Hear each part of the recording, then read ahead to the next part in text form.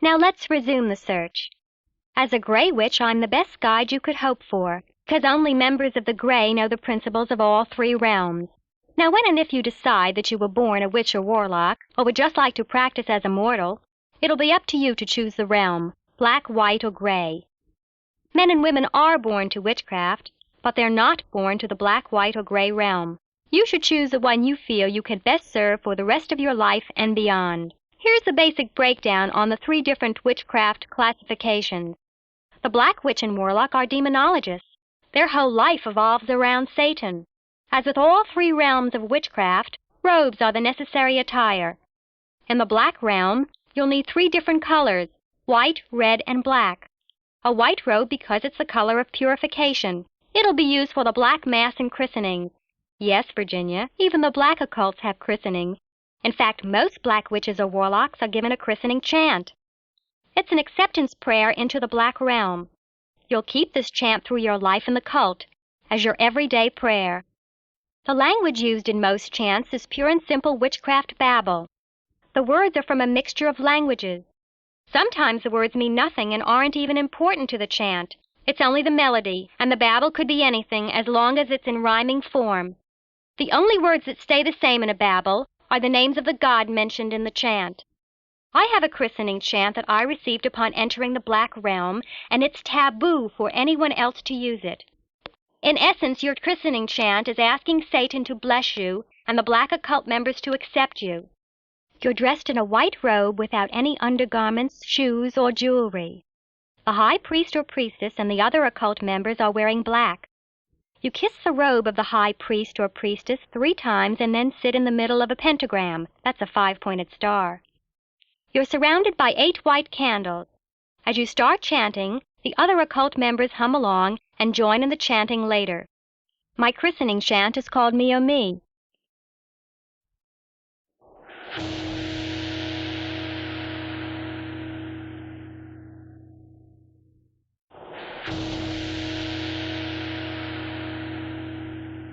Mia mi tandole sta mia Mia mi tandole sta mi mami Ooh.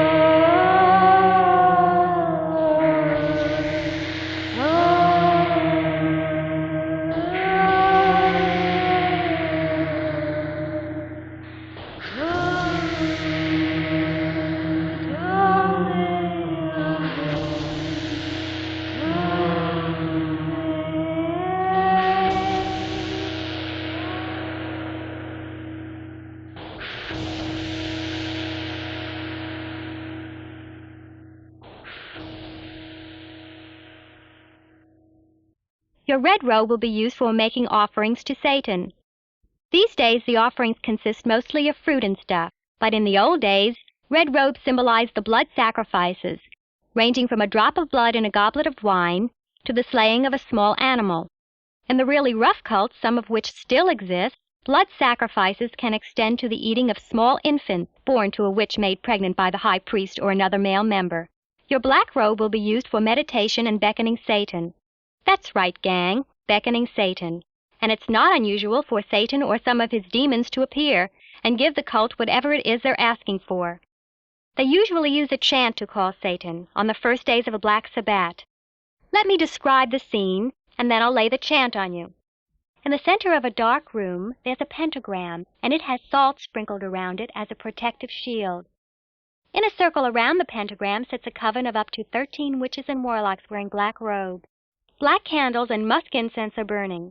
As the high priest or priestess begins to chant, the members join hands and begin to rock slowly back and forth. As the spirit of the chant moves them, they begin to sing with the priest or priestess. As the volume of the chant increases, they begin to rock faster. The volume and the rocking keep increasing until Satan or a demon arises from the pentagram. Satan or his demon may come in any body form, man, woman, animal, half and half.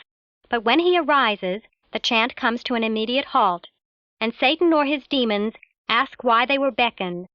The chant that gets this job done is called De Mayo De Mayo. De Mayo, De Mayo, Siculalen, De Mayo, De Mayo, De Mayo, Siculalen, De Mayo. De Mayo, De Mayo, Siculalen, De Mayo, De Mayo, De Mayo, Siculalen, De Mayo. De Mayo, De Mayo, Siculalen, De Mayo, De Mayo, De Mayo, Siculalen, De Mayo. De Mayo, De Mayo, Siculalen, De Mayo, De Mayo, De Mayo, Siculalen, De Mayo. De Mayo, De Mayo, Siculalen, De Mayo, De Mayo, De Mayo, Siculalen, De Mayo. De Mayo, De Mayo, Siculalen, De Mayo, De Mayo, De Mayo, Siculalen, De Mayo. De Mayo, De Mayo, Siculalen, De Mayo, De Mayo, De Mayo, Siculalen, De Mayo. De Mayo, De Mayo, Siculalen, De Mayo, De Mayo, De Mayo, Siculalen, De Mayo. De Mayo, De Mayo, Siculalen, De Mayo, De Mayo, De Mayo, Siculalen, De Mayo. De Mayo, De Mayo, Siculalen, De Mayo, De Mayo, De Mayo, Siculalen, De Mayo. De Mayo, De Mayo, Siculalen, De Mayo, De Mayo, De Mayo, Siculalen, De Mayo. De Mayo, De Mayo, Siculalen, De Mayo, De Mayo, De Mayo, Siculalen, De Mayo.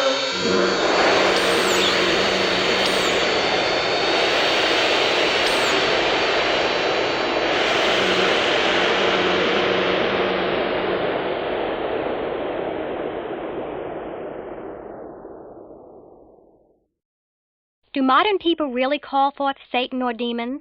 We beckoned this demon, and he appeared to us. There was about 7 people in the room, and we were sitting around the table, and the room was full of spirits and different demons. We had placed ourselves inside a circle. The table was also round, and we created a circle around it for protection. What did it look like? What was its name? I don't recall his name. I recall what he looked like. He was mostly shadow, but he reminded me of his face physically reminded me of sea robin.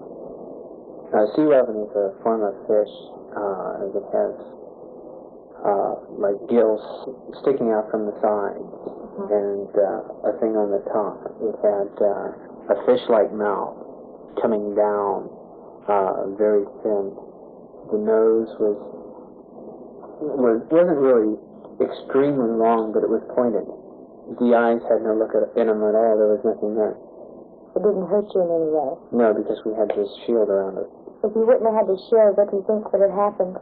Possibly, we would have tried to take over one of our bodies by physically entering the body and pushing the spirit out. Satan and his demons are frequent visitors to the black occults that exist in every city across this land. You just don't hear about it because witches and warlocks are afraid to make public their beliefs, so they keep quiet, but not for much longer. If you're going to join a black occult, you're going to need black and red candles with individual matching holders, also a sconce that has either 9 candle holders or 13. Musk incense is the favorite in a black occult, and you'll need black and red burners. You must have offering bowls and a container, usually gold, filled with holy water. The holy water is kept for blessing personal belongings and can be either salt water from the ocean or homemade, 1 tablespoon of salt to 1 cup of water. It can also be urine from the high priestess or black witches mixed in with the semen from the high priest, or it can be water stolen from the local Catholic Church. You should also have some ashes of a Christian. That's right, the ashes of a Christian. But this doesn't have to be Aunt Maud fried to a crisp, although in the old days, and maybe in some of today's kinky occults, that's what it was all about.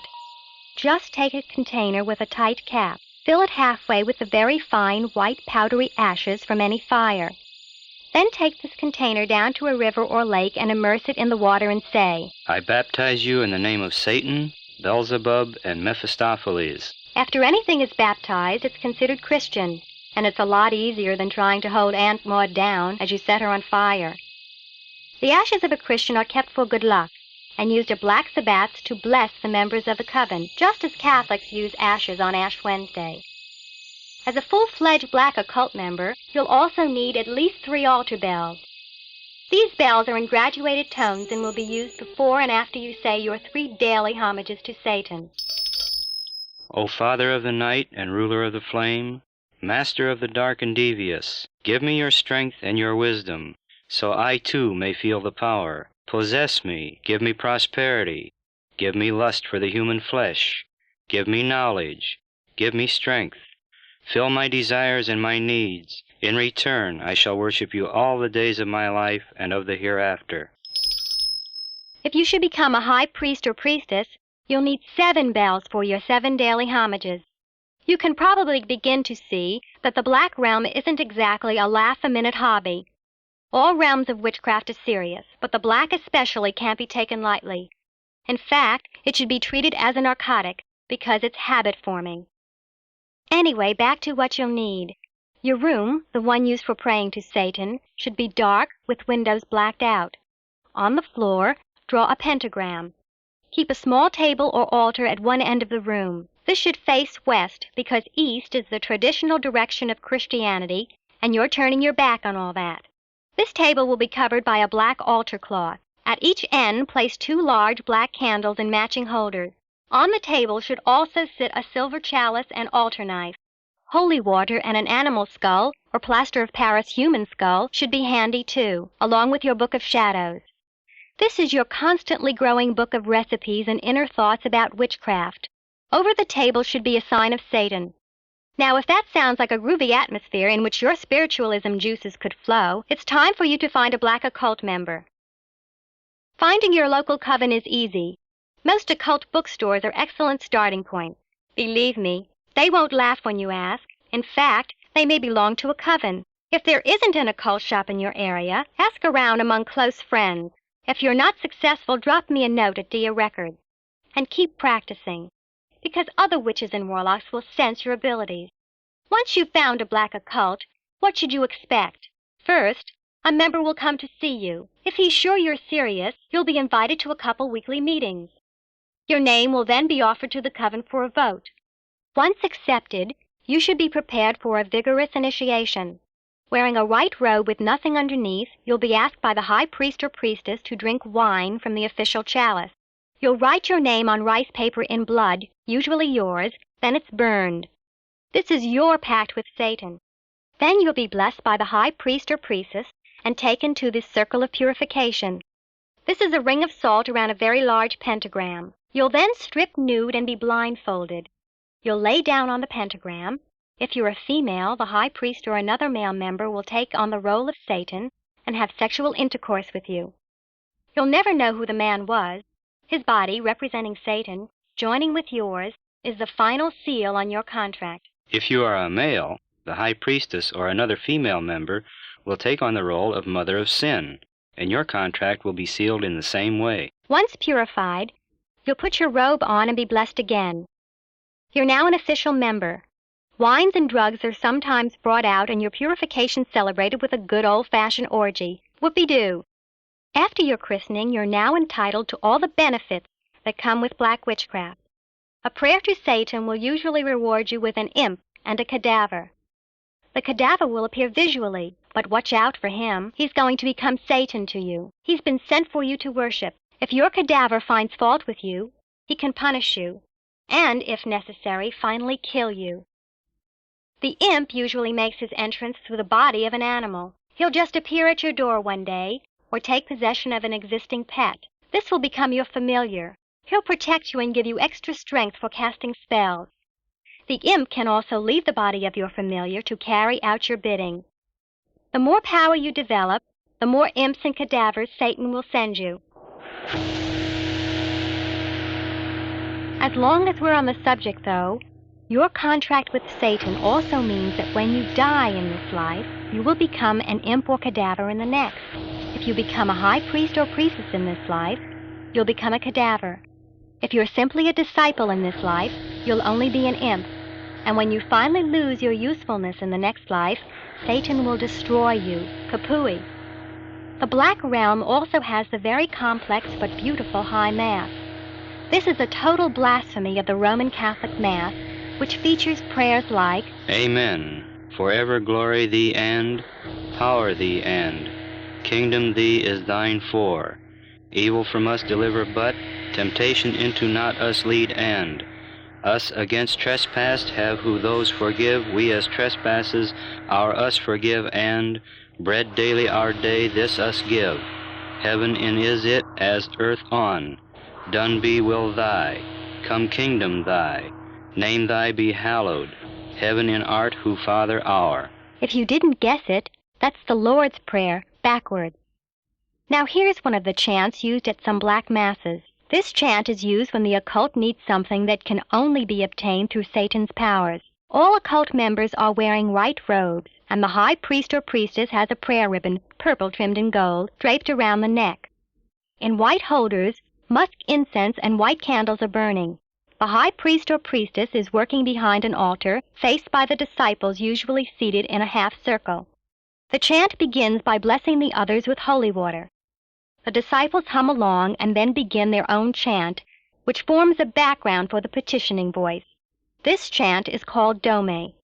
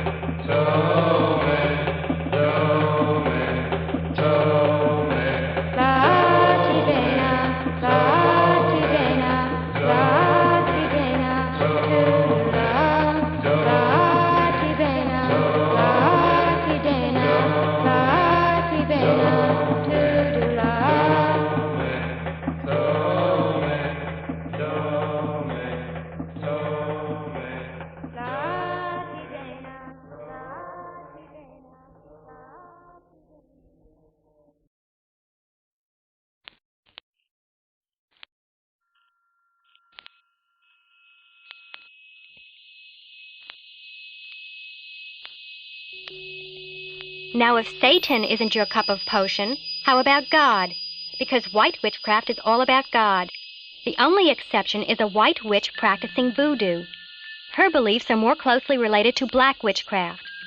White witches and warlocks pray to God constantly and loathe Satan. They feel they're already one of God's angels and usually make a fair living as the local fortune teller, astrologer, tarot, or palm reader. Many white witches or warlocks are faith healers, feeling God's power is projected through them. They claim they can remove warts from your bod, cure your colds, give instant relief to leprosy or cancer, and do it all for $2. If I sound slightly facetious, it's because I am. I personally feel the only qualified medical people are doctors. But I must admit that most faith healers have a pretty impressive list of so-called cured patients. Even under close investigation, these cures hold up. These patients feel they were cured, and that in itself is an impressive act of witchcraft. Now, if doing good can turn you on, you should really think about white witchcraft. But let me give you a warning. Most people in it do not call themselves witch or warlock. They're a medium, spiritualist, or healer. After all, your Aunt Sadie probably tells everyone about her favorite palm reader, but she'd get a lot of weird looks if she talked about her white witch. But believe me, most of the difference is just in the name. Because while the spiritualist, or whatever other name she's using, is giving credit to God on one hand, on the other she's making magic potions, holding seances, and predicting events to come. So be careful. If you're leaning toward the white, remember it's a thin line between Christianity and witchcraft. Compared to the black, going into the white will save you on robes, because you're only going to need white. White is the color of spiritualism and purification, and it fits in well with the public's acceptance of your realm of Christianity. You should always wear a crucifix, too. They are like that. You'll need tarot cards, and will have to learn to read them. Not by the book, but that's fine for a start. You must learn to use the cards as they were intended, a piece of show business to make the customer feel he's getting his money's worth. The actual reading of his past, present, and future comes through your use of ESP. ESP is the strength in tarot, not the cards. You'll need white candles with white, silver, gold, or red candle holders. You should have incense burners to match with pleasant fragrances. You're going to need a room for meditation and prayer. It should be dark and contain a large table with 12 chairs. On it should be placed a large white candle in a red holder. In one corner should be a small table or altar covered with a white altar cloth. Over it should be a picture of Jesus or a crucifix. On your altar you'll want your Bibles, a good astrology book, and your book of shadows, containing not only your inner beliefs, but your daily prayers. On each side you'll need a white candle in a red candle holder, and in the center a gold incense burner. A storage cupboard will be needed for such things as your 3 holy bells. These bells should all be high-pitched to keep away the evil spirits. In this cupboard you'll also store your white linen prayer cloths. These are placed on a person's body to heal whatever's ailing them. You'll also keep holy water. In the white realm, holy water is usually obtained from the Catholic Church or by boiling it vigorously, then cooling and pouring it into a large jar, which is kept outside overnight, uncapped. The night air purifies the water. To become a member of a white occult, try contacting your local medium, palmist, faith healer, or fortune teller. If they can't help you, drop me a note and I'll try to let you know where the whiteys are holding their weekly meetings. Keep practicing your craft. Like the other realms, the other witches and warlocks will begin to feel your powers. After finding a white occult, you normally will be invited to a prayer meeting and a seance or two. Then if they like you, you'll be asked to confess that all your powers come from God, and you're put to a vote. When you're accepted, you'll join the others at a river or lake at dawn for a good old-fashioned baptism. After the dunk, you're a disciple of God in this life and the life hereafter, and you can get on with being a white witch or warlock. Your coven will consist of up to 12 members. Your weekly meetings will usually center around healing Mrs. James of her cancer or little Bobby of his gimpy leg. These will be like prayerful church meetings. The difference is that witchcraft is skillfully mixed in. For instance, no white coven can stand evil, and they won't just say prayers to rid the neighborhood of undesirables. They'll perform some rituals that border on voodoo. These rituals will be performed on Saturday, and a doll-like replica will be made of Sally the prostitute or Pancho the pusher. The coven will tie the hands and feet of the replica to symbolize restraint from their nasty actions. If this doesn't work, next Saturday's meeting will find the members beginning to probe with needles, and before it's all over, Sally and Pancho are stopped, one way or the other. Other non-church activities are noticed when the coven sets up a room for a seance. The high priest or priestess, usually calling themselves mediums, direct the seance. He'll sit at a table with from 1 to 11 others. A holder containing a large candle is placed in the center. The color of the candle holder and incense burners, plus the fragrance used, is up to the medium. The medium then may begin to chant and continues until a spirit takes possession of his body. Om Omni Padme Om. Om Omni Padme Om. Om Omni Padme Om. If they have nothing specific planned, the meeting might be spent studying the zodiac, working the Ouija, or reading the tarot. As with all other realms, these regular get-togethers are a necessary aid in continually improving the craft. A happy time for any white occult is the Fertility High Mass. This happens 4 times a year, at the beginning of each season. The high priestess wears a red robe. All the disciples wear white. Red candles are burning in 2 9-candle sconces, and rose incense is burning from red burners. They may use this Mass to pray to God for something special or just to thank Him. Or here's where witchcraft comes in again. They may be praying to a god or goddess who isn't in the Bible, like Shamara. Shamara is a protector of lost souls. A prayer to Shamara is often chanted during this high Mass. Bells are rung, mostly after Shamara's name is sung. The high priestess starts out this chant and is soon joined by the disciples. Shamara brings vibrations that will surround the members and protect them from evil spirits.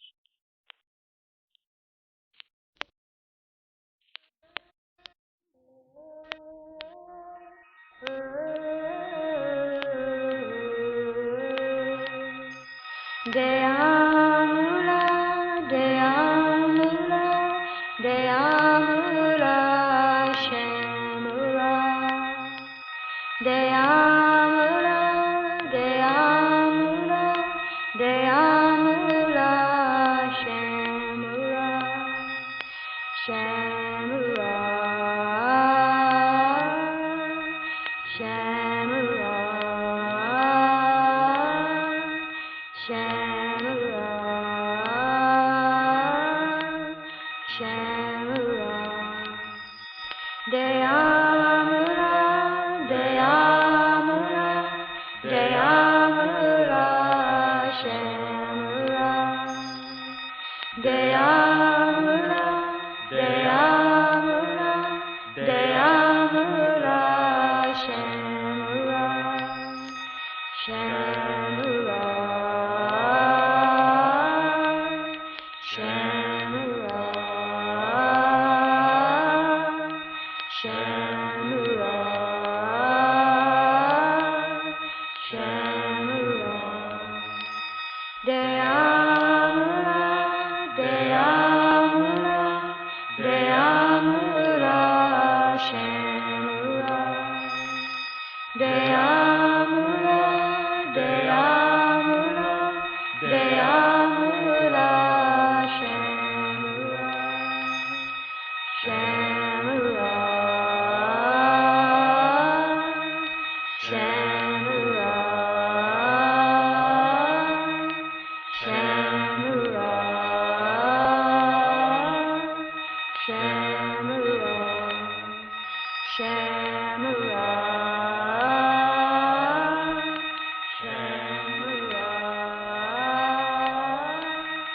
Shamura.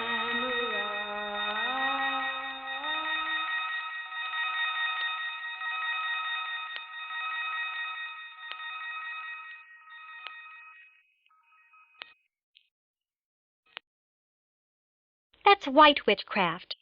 But it's seldom called witchcraft. It's called having your tarot read, faith healing, and owning a Ouija board. And if you enjoy it, beautiful. But let's call it what it is, white witchcraft. Now we come to the gray witch and warlock.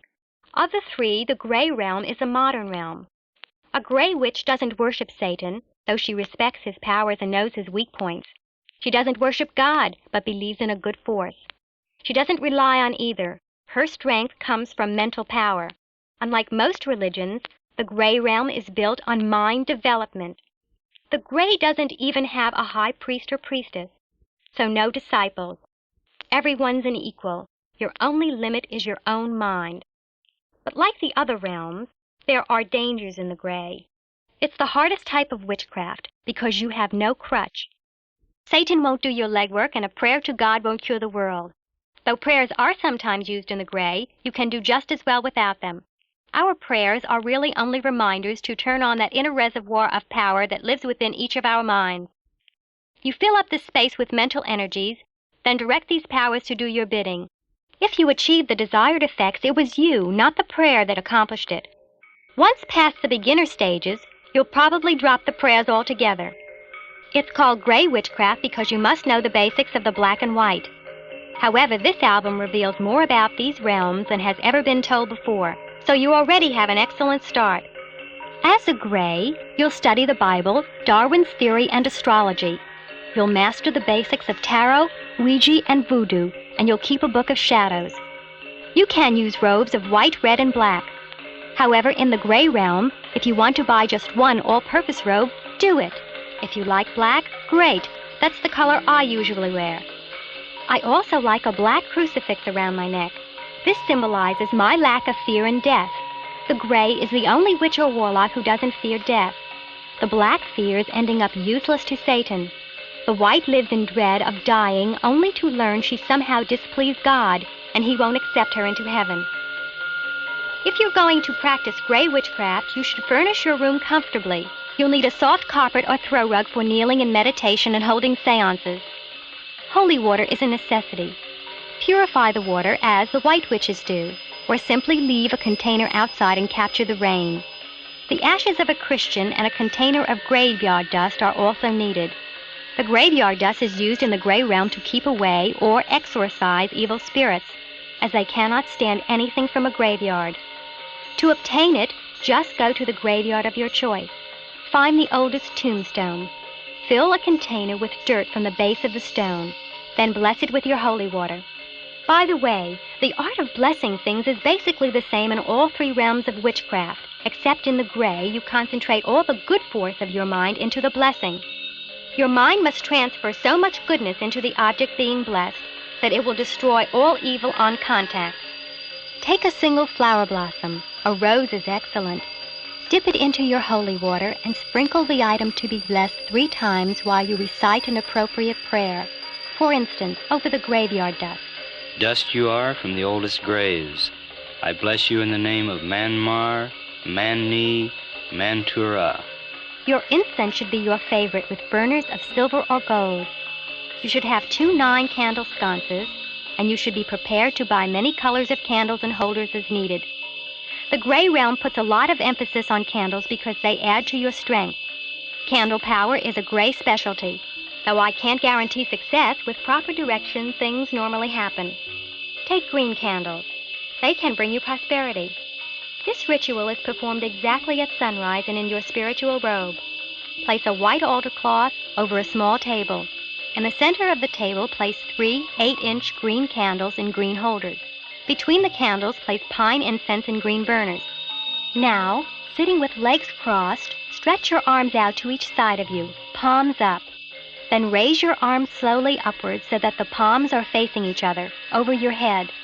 Remain in this position and repeat the following chant 4 times, directly at the center candle. You must force into that candle all the power that is behind your desire for good fortune. The more strength you put into the candle, the bigger your financial return. Hey Yang, Hey Young, Simaris, Simiris, Hebrew Dando. Now wash your face and hands with holy water. Still sitting, kiss the 2 corners of the white altar cloth facing you, first right, then left. Then reverse it, kissing the left and the right. Now get up, but leave the candles and incense burning. All the while the candles burn, your mental energies will be flooding the air with their strength. Nothing is impossible for you in the gray. You can even continue a love beyond death. 24 hours after a lover dies, Put on a white robe, light a white candle in a white holder, and rose incense in a white burner. Now concentrate all the longing for that loved one into the candle. Put so much force into it that the candle flame becomes a bridge spanning death. If the loved one can come back, he will. If he doesn't appear, don't be disappointed. He may not be ready. Continue trying every 30 days and at midnight until he appears. In many cases, once the spirit has returned, it can resume its role of being a lover. There's a chant about this called Witch's Love Song. This is sung in English as our most great chant. I'm calling you in early morn, come hear the witch's love song. I see your face, I hear your voice, and you've been gone so long. Your death took away your life, your face covered with black, but nothing can take away our love, my candles bring it back. Ooh, all those lovely things we shared, I cannot let them go. I love you in death, my dear, just see my candles glow. Your death took away your life, your face covered with black, but nothing can take away our love, my candles bring it back. Ooh, so now in the early morn our bodies come together. You hold my face and I hold yours, we'll love this way forever. Your death took away your life, your face covered with black, but nothing can take away our love, my candles bring it back. Ooh, my candles bring it back.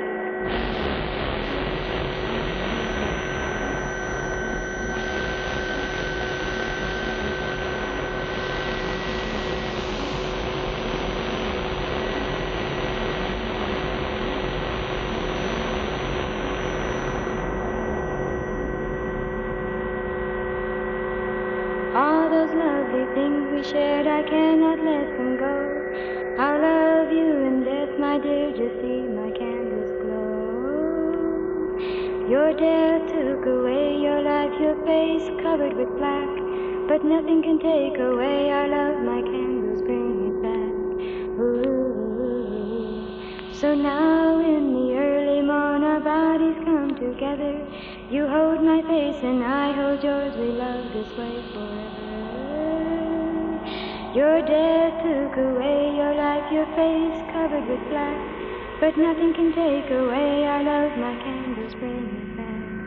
Ooh, my candles bring it back. Ooh.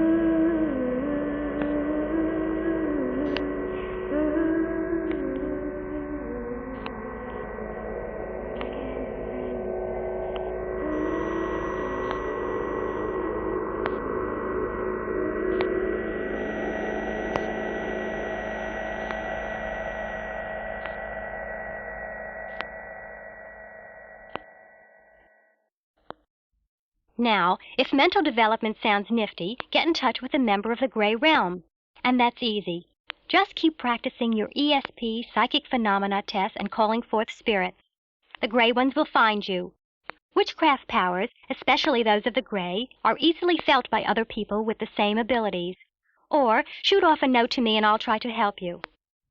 Once you're in touch with the Gray Realm, you'll be taken to their meetings. You'll be studied for a period of 6 weeks. Once accepted, you can now study with witches and warlocks who share your beliefs. Many evenings will be spent in seances, as the Gray Realm conducts the most successful ones. As a Gray witch or warlock, you will be called upon to help people who've been hexed or who are in trouble with the witchcraft world. Only the Gray know the secrets to free these people from the hell they suffer. You'll investigate reported hauntings and even exorcise evil spirits. To get rid of evil spirits, just put on a white robe and go into the room at midnight. Bless yourself with the sign of the cross. Place a white altar cloth over a small table. In the middle, place one large white candle, and on each side, lavender incense. Candle holder and burners are white. In front of the candle, put a vase holding 3 white lilies. Sprinkle holy water in each corner of the room. Now, sit with legs crossed in front of the candle. Stretch your arms out toward it. Then, looking upward, concentrate on gathering all the good forces into your mind. O Mirma, relieve my body and my abode of this plague, and fill my soul with your strength and inspiration. Now, bow your head, fold your arms and close your eyes. Keep seated for at least 10 minutes. During this time, mentally force all your strength into every corner of the room. Drive out all evil spirits. Nothing can withstand your power. Keep seated for at least 10 minutes, then leave, letting the candle and incense burn out. Repeat this for 7 nights. There's lots more to tell you, but this is the end of our trip. I hope it's just the beginning for you, because modern witchcraft has a great deal to offer modern people. If you've decided you're a witch or warlock, or just a mortal who'd love to practice witchcraft, the door's open. Come on in. If you still have doubts, play this album again. Relax with it, and practice, practice, practice. Maybe get a friend over and rap about it. Then play it again. Watch for signs. They'll come. If you believe there'll never be another day when you're not touched by witchcraft. Now to the mortals who've definitely decided that that's all they are and all they want to be. Don't feel bad about buying this album. At least you've got a great album to play at your next Halloween party. Of course, if some night when you're all alone you find yourself playing this record again, well, welcome to the club.